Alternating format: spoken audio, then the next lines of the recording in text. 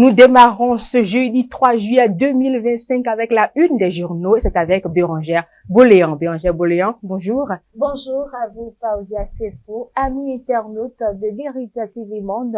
Bien le bonjour, nous démarrons la revue des titres de ce matin par le quotidien La Boussole qui titre en sa manchette du jour.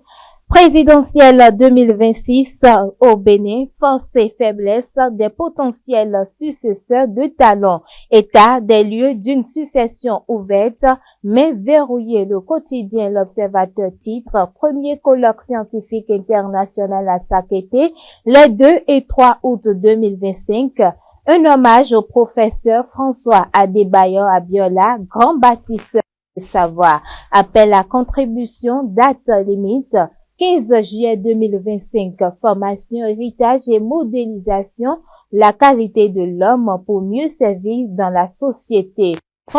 Dans sa manchette, lutte contre la corruption dans l'administration des agents de contrôle psychosanitaire, phytosanitaire dans l'œil du cyclone, un double jeu pour arnaquer les citoyens mis à nu nécessité d'entendre la traque à d'autres secteurs. Gasquiani Info de ce matin titre pouvoir et influence, les coulisses de la présidentielle au Bénin. La Nation de ce jour titre développement des petites et moyennes entreprises, la stratégie nationale 2025-2029 approuvée. Le quotidien Matin Libre a présent titre à sa manchette du jour, animation de la vie politique.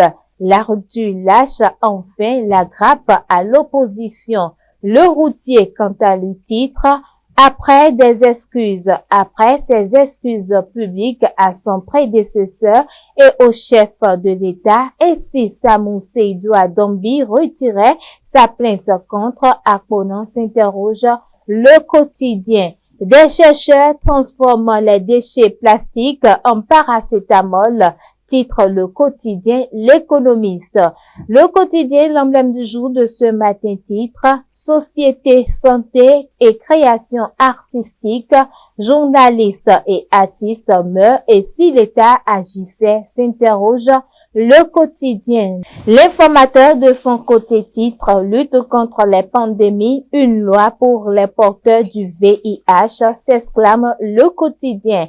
L'accroche pour terminer titre en sa manchette du jour, projet d'infrastructure sportive moderne à Cotonou, le stade René Pleven reloqué sous peu. Voilà l'essentiel à retenir de l'actualité de la revue des titres de ce matin.